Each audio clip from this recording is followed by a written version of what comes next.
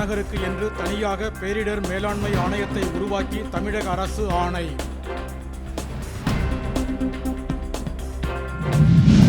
புதுச்சேரியில் நடுவண் அரசு நடத்தும் பன்னாட்டு யோகா விழா பதாகையில் தமிழ் புறக்கணிக்கப்பட்டு இந்தி மொழி இடம்பெற்றிருந்ததால் சர்ச்சை.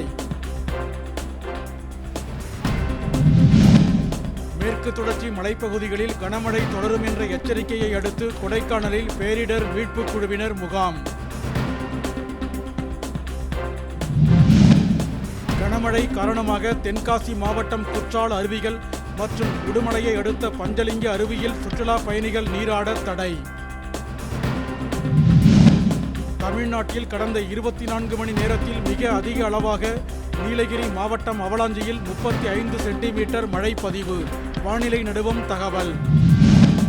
உக்ரைன் மீது தாக்குதல் நடத்தி தேவையின்றி பலரை கொல்வதாக ரஷ்ய அதிபர் புதின் மீது அமெரிக்க அதிபர் ட்ரம்ப் குற்றச்சாட்டு.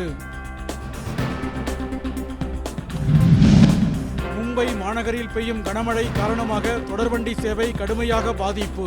பொதுமக்களின் இயல்பு வாழ்க்கை முடக்கம். புதிய ஒப்பந்தப்படி வாடகை குறைக்கப்பட்டதற்கு எதிர்ப்பு. பாரத் பெட்ரோலிய கொள்கலன் சரக்குந்து உரிமையாளர்கள் வேலை நிறுத்தம்.